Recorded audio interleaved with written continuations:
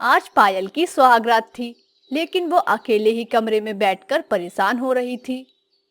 इतनी रात हो गई, आज हमारी सुहागरात है और विक्रम अभी तक नहीं आया।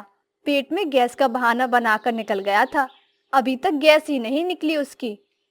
अरे पायल, पायल मैं यही हूँ। ये ये तो विक्रम की आवाज है। अरे तुम कहाँ से बोल रहे हो? मिस्टर इंडिया वाली घड़ी पहन ली है क्या? अरे यार, तुमने अपने पर्स की चेन बंद कर दी, इसलिए मैं अंदर फंस गया हूँ। अपनी पर्स की चेन खोलो। या तो आप पागल हो गए हो या आप मुझे पागल बना रहे हो। मैं कोई पागल नहीं बना रहा, मेरा अंदर दम घुट रहा है। जल्दी से अपनी पर्स की चेन खोलो। पायल ने जल्दी से अपने पर्स की चेन खोली तो अंदर से उसका छोटा सा पति फुदक कर बाहर निकल आया और उसकी हथेली पर बैठ गया।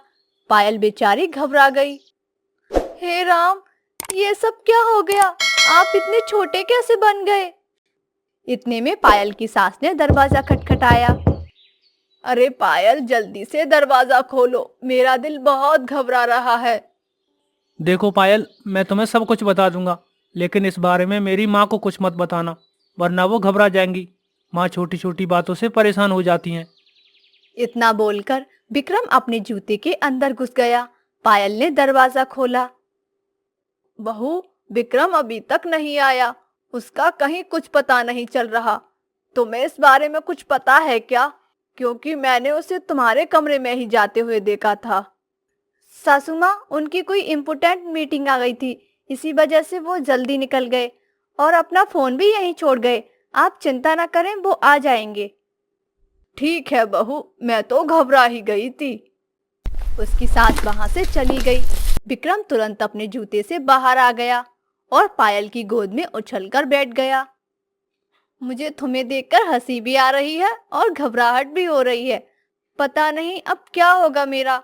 और अब तुम अपना मुंह खोलोगी भी कि ये सब कैसे हुआ? क्या विक्रम अब कभी बड़ा हो पाएगा? जब उसकी माँ को इस बारे में पता चलेगा तो क्या होगा? और ये सब हुआ कैसे? ये सब जानने के लिए हमें कहानी में थोड़ा पीछे चलना होगा। विक्रम और पायल एक ही कॉलेज में पढ़ते थे। आखिरी एग्जाम वाले दिन बाहर निकलते वक्त, पायल, आज हमारा कॉलेज में आखिरी दिन था। आज के बाद हम कभी नहीं मिलेंगे। देखो, ज्यादा नौटंकी करने की कोई जरूरत नहीं है। मुझे पता है कि तुम मुझे पसंद करते हो, लेकिन आज तक बोल नहीं पाए। तुम्हारे दोस्त ने मुझे सब कुछ बता दिया है। क्या क्या बता दिया है?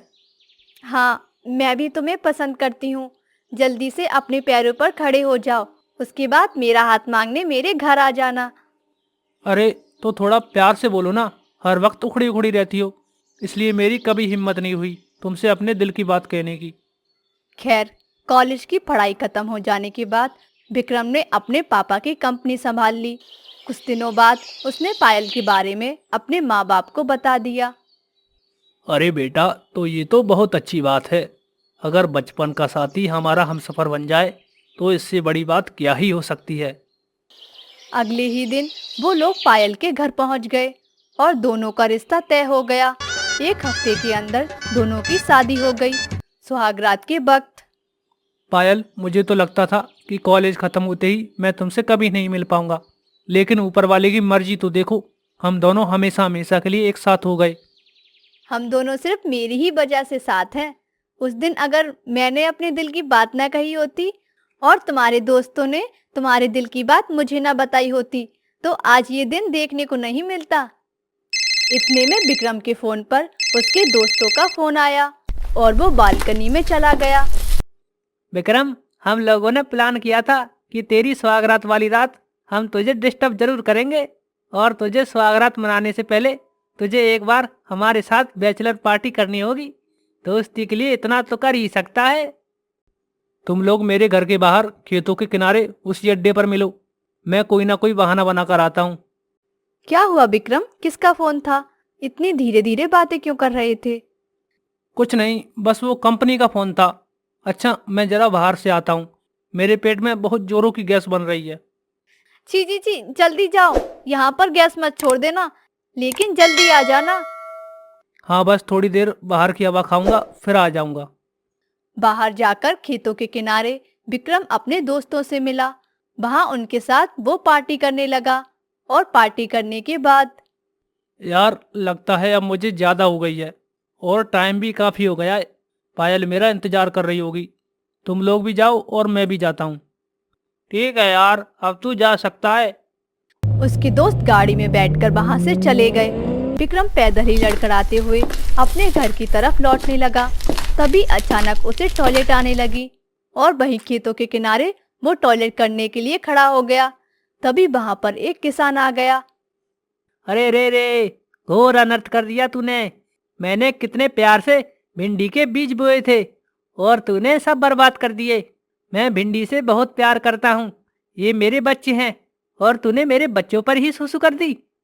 अरे क्यों पका रहे हो चाचा? जाकर अपना काम करो। लोग तो खेतों में अकते रहते हैं, तब तो कुछ नहीं होता। मेरे सुसु करने से क्या हो जाएगा? तूने मेरी भिंडी का मजाक उड़ाया। मैं तुझे श्राप देता हूँ कि तू भी अब इन भिंडियों के बराबर हो जाएगा। और जैसे जैसे मैं अपने घर की तरफ बढ़ रहा था, वैसे वैसे मैं छोटा होता जा रहा था। जैसे ही कमरे में मैं घुसा तो लड़खड़ाते हुए मैं तुम्हारे पर्स के अंदर चला गया और तुमने चैन बंद कर दी। तो तुम्हें उन लोगों के साथ इतनी रात को पार्टी करने की क्या जरूरत थी? और अगर तुम्हें टॉयलेट ही करनी थी तो घर आकर ही कर लेते। यार मैं उस वक्त होश में नहीं था और खेतों में तो सब लोग सुसु करते हैं। खैर अगली सुबह पायल ने नाश्ता बनाया और अपने सास ससुर को खिलाया। फिर अंदर जाकर उसने अपने पति को भी एक एक बूंद करके उसे चाय पिलाई। तभी उसके सास ससुर उसके कमरे में आ गए। पायल ने झट से विक्रम को अपने हाथ से उठाया और पर्स के अंदर बंद कर दिया। बहू, विक्रम का कुछ पता चला क्या? पिताजी, मैं पता करके आप लोगों को बताती हूँ, आप परेशान मत होइए। खैर उसके सास ससुर वहां से तो चले गए, लेकिन अब कई दिन बीत गए पर विक्रम बड़ा नहीं हुआ। उनके माँ बाप हर दिन परेशान होते रहे। फिर एक रोज, विक्रम, मैं ज्यादा दिनों तक ये बात सासू माँ और ससुर जी से नहीं छुपा सकती। मेरे मायके के पास एक बाबा रहते हैं, चलो हम उनके पास चलते हैं। पायल ने विक्रम को अपनी पर्स में रखा और बाबा के पास पहुंच गई। पायल ने सारी बात बाबा को बता दी। हमें उस खेत में हवन करना होगा और फिर उस किसान से माफी मांगनी पड़ेगी, तब जाकर कुछ हो सकता है।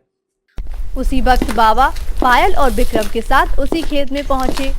बाबा ने वहां पर हवन किया। तभी वहां पर किसान भी आ गया। अब तुम्हारे इस खेत में बहुत ही हरी भरी फसलें उगेंगी। कोई तुम्हारे खेत के आसपास भी नहीं भटक पाएगा। मैंने सीधा ईश्वर का आशीर्वाद डाल दिया है। तभी विक्रम फुदककर पर्स से बाहर निकला और किसान के पैरों में गिर पड़ा। अरे ये कौन सा कीड़ा है? छूट ही नहीं रहा। हट हट जा। बाबा बाबा, मैं कोई कीड़ा नहीं हूँ। मैं वही विक्रम हूँ जिसको आपने श्राप दिया था। मुझे माफ कर दीजिए, उस दिन मेरी ही गलती थी। हाँ भाई साहब, इसे माफ कर दीजिए। मैं इसे अच्छी तरह से जानता हूँ। ये दिल का बहुत अच्छा है। उस रात इन लोगों ने दोस्तों के साथ पार्टी की थी और आप तो जानते ही हैं, इंसान बहक जाता है, लेकिन माफ करना हम इंसानों का ही धर्म है। ठीक है बाबा, आप कहते हैं तो मैं अपना श्राप वापस ले लेता हूँ, लेकिन आज के बाद मेरे खेतों का और मेरी फसलों का कभी मजाक मत उड़ाना। देखते ही देखते विक्रम एक बार फिर से लंबा हो गया। उस रात पहली बार विक्रम और पायल ने सुहागरात मनाई। उसके माँ बाप भी बहुत खुश हुए। उसके बाद सब लोग एक साथ खुशी खुशी अपनी जिंदगी बिताने लगे। एक 10 साल की लड़की शालू एक आलीशान बंगले के अंदर बैठकर पिज्जा खा रही थी। तभी उसकी बड़ी बहन ममता उसे डांटने लगी। सालू, पागल हो गई है क्या तू? ये क्या खा रही है? इससे तू बीमार हो जाएगी। फेंक दे इसे, इसे नहीं खाते। छी छी छी। दीदी, मुझे लगता है तुम पागल हो गई हो। मुझे पहली बार अपनी जिंदगी में पिज्जा खाने को मिला है। मुझे जी भर के खाने दीजिए। ये लो, आप भी खा लो। छी छी छी, मैं नहीं खाऊंगी ये घिनौनी चीज। तू भी मत खा, वरना तू बीमार पड़ जाएगी। आप मेरी बहन हो या दुश्मन? मुझे खाने क्यों नहीं दे रही हो? अब ममता के पास कोई रास्ता नहीं बचा। उसने एक जोरदार तमाचा अपनी छोटी बहन सालू को मारा, जिससे उसे होश आ गया। सालू एक तबेले में बैठकर गोबर खा रही थी। दीदी, आपने मुझे थप्पड़ क्यों मारा? क्या पिज्जा खाना पाप है? कब से पिज्जा पिज्जा किए जा रही है तू? जरा आंखें तो खोल कर देख कि तू क्या खा रही है। गोबर खा रही है तू, गोबर। सालू ने अपने हाथों में देखा तो गोबर था। गोबर देखते ही उसने उल्टी कर दी। छी छी छी दीदी, इसका मतलब मैं गोबर खा रही थी। आपने मुझे रोका क्यों नहीं? मैं तुझे कब से मना कर रही हूँ, पर तू है कि मेरी सुनी ही नहीं रही। खुली आंखों से सपना देख रही थी तू। हाँ दीदी, आपने बिल्कुल सही कहा। मैं सपने में पिज्जा खा रही थी, पर जब होश में आई तो देखा कि मैं गोबर खा रही थी। अगर हमारे माँ बाप जिंदा होते तो मैं अब तक पिज्जा खा चुकी होती। तभी वहां पर तवेले की मालकिन आ गई। 2 घंटे हो गए हैं, अभी तक तवेला साफ नहीं हुआ। एक नंबर की कामचोर हो तुम ममता। एक तो अपनी छोटी बहन को ले आती हो और उसके साथ खेलती रहती हो। काम धंधे में तो तुम्हारा मन लगता नहीं है। अरे नहीं चाची, सालू ने धोखे से गोबर खा लिया था। मैं तो बस उसे मना कर रही थी। आप चिंता मत कीजिए, मैं अभी 10 मिनट के अंदर सारा तवेला साफ कर दूंगी। नहीं नहीं, रहने दो। तरस खाकर मैंने तुम्हें काम दिया था और तुम यहाँ अपनी बहन के साथ खेलती रहती हो। निकल जाओ मेरे तवेले से। मालकिन, आखिरी गलती समझकर माफ कर दीजिए। आज के बाद ऐसा नहीं होगा। हम दोनों का एक दूसरे के अलावा कोई नहीं है, इसीलिए मुझे मजबूरन अपनी छोटी बहन को यहाँ लाना पड़ता है। एक तो गरीब हो और ऊपर से मुझसे बहस भी कर रही हो। चुपचाप निकल जाओ, वरना डंडे से मार मार कर निकालूंगी यहाँ से। दीदी चलो यहाँ से, मुझे इनसे डर लग रहा है। ममता उस औरत के सामने गिड़गिड़ाती रही, लेकिन उसने उसकी एक ना सुनी। थक हार कर ममता ने अपनी बड़ी बहन को गोद में उठाया और अपनी झोपड़ी में आ गई। दीदी, क्यों ना हम भी अपने मम्मी पापा के पास चले जाएं? वहाँ ना पैसा कमाने की जरूरत पड़ेगी और ना ही हमें कोई वहाँ डांटेगा। सालू की मासूमियत भरी बातें सुनकर ममता की आंखों में आंसू आ गए। उसने अपनी बहन को गले लगा लिया और दोनों रोने लगी। उस रात दोनों बिना खाए पिए ही सो गईं। अगली सुबह फिर ममता ने सालू से कहा, सालू तुम प्याज काट लो, जब तक मैं रोटी बना लेती हूँ। जल्दी खाना खा लेते हैं, फिर कहीं दूसरी जगह काम ढूंढने चलते हैं, वरना जिंदगी कैसे कटेगी हमारी। ठीक है दीदी, मैं प्याज काट लेती हूँ। एक तरफ ममता मिट्टी की चूल्हे में रोटियां बनाने लगी, वहीं दूसरी तरफ सालू प्याज काटने लगी। प्याज काटने के बाद उसके ऊपर नमक छिड़क दिया। थोड़ी ही देर बाद रोटियां बनकर तैयार हो गईं। दोनों बहनों ने प्याज रोटी खाई और काम ढूंढने निकल गईं। उन्होंने कई घरों और दुकानों में काम मांगा, पर उन्हें कहीं काम नहीं मिला। शाम को वो रमेश काका की दुकान पर पहुंच गईं। काका, मुझे अपनी दुकान पर काम दे दीजिए। मैं चाय बना दिया करूंगी, चाय के कप भी धो दिया करूंगी और पूरी दुकान की साफ सफाई भी कर दिया करूंगी। कोई भी शिकायत का मौका नहीं मिलेगा आपको। अरे नहीं नहीं, तुम जहाँ भी काम करती हो वहाँ से शिकायत आती है। मैं रिस्क नहीं ले सकता। चलो निकलो यहाँ से। इस तरह दोनों बहनें शाम तक काम ढूंढती रहीं, पर उन्हें कोई काम नहीं मिला। ऐसे ही काम ढूंढते ढूंढते कई दिन बीत गए, पर उन्हें कहीं काम नहीं मिला। एक रात ममता जंगल से कुछ पत्तियां तोड़कर लाई। दीदी, आप ये पत्तियां क्यों लाई हो? मेरी बहन, इन पत्तियों का रस पीकर हम अपने माता पिता के पास पहुंच जाएंगे। फिर ना हमें काम ढूंढने की जरूरत पड़ेगी और ना ही हमें लोगों के ताने सुनने पड़ेंगे। दीदी, इसका मतलब हम भी मरने वाले हैं क्या? सालू के मुंह से ये बात सुनकर ममता को रोना आ गया। उसने अपनी बहन को गले लगा लिया और कहा, हाँ बहन, क्योंकि अब इसके अलावा कोई रास्ता नहीं बचा, लेकिन मरने से पहले मैं तेरी आखिरी इच्छा जरूर पूरी करना चाहूंगी। तुझे पिज्जा खाने का शौक है ना? हाँ दीदी, आप पिज्जा लेकर आई हो क्या? अरे नहीं सालू, हमारे पास इतने पैसे कहाँ है। हमारे घर के पीछे ढेर सारी सब्जियां लगी हुई है, जैसे भिंडी, शिमला मिर्च, हरी मिर्च, लाल मिर्च, टमाटर और कद्दू।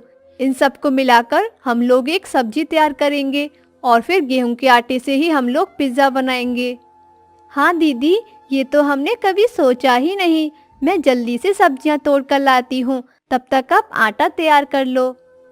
अब उन दोनों बहनों ने मिलकर सबसे पहले सभी हरी सब्जियों को अच्छे से काट लिया और उन्हें तेल में फ्राई कर लिया। उसमें ढेर सारे मसाले भी डाल दिए।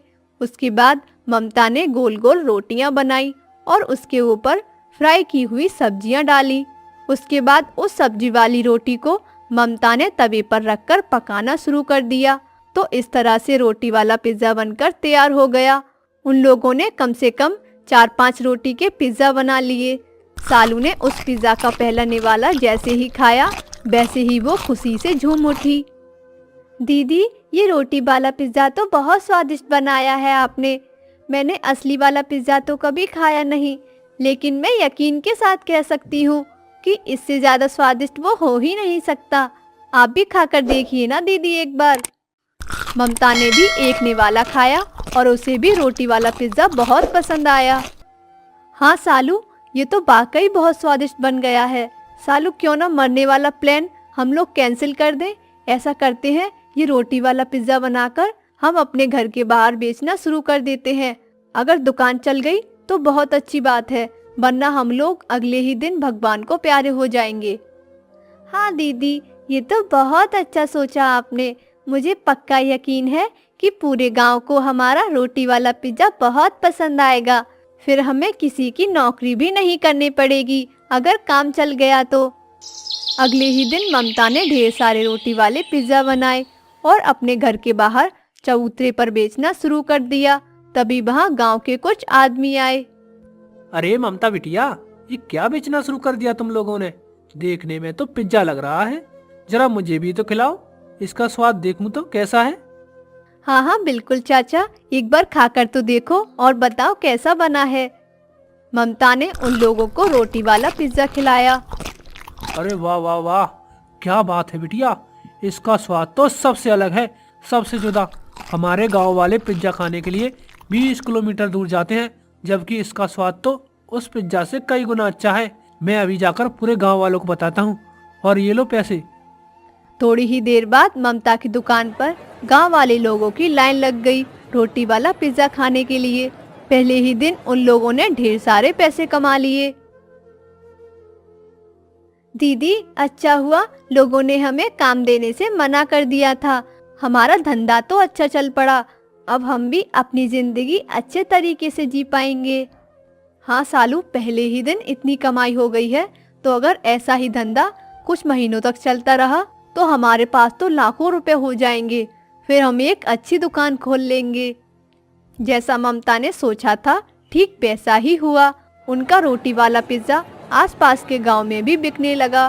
कुछ ही महीनों में उन लोगों ने एक लकड़ी का ठेला बनवा लिया। अब ममता और सालू ठेले पर रोटी वाला पिज्जा तो बेचती ही थी, साथ ही साथ पानी पूरी, चाय के पकौड़े, ये सब भी बेचने लगी। दीदी, हमारे माँ बाप जहाँ भी होंगे हमारी तरक्की और खुशहाली जिंदगी देखकर बहुत खुश हो रहे होंगे। हाँ सालू, अब हमारी जिंदगी में कभी कोई दुख नहीं आएगा। कुछ ही महीनों बाद उन लोगों ने अपना एक अच्छा घर भी बनवा लिया और अपनी जिंदगी खुशी खुशी जीने लगे।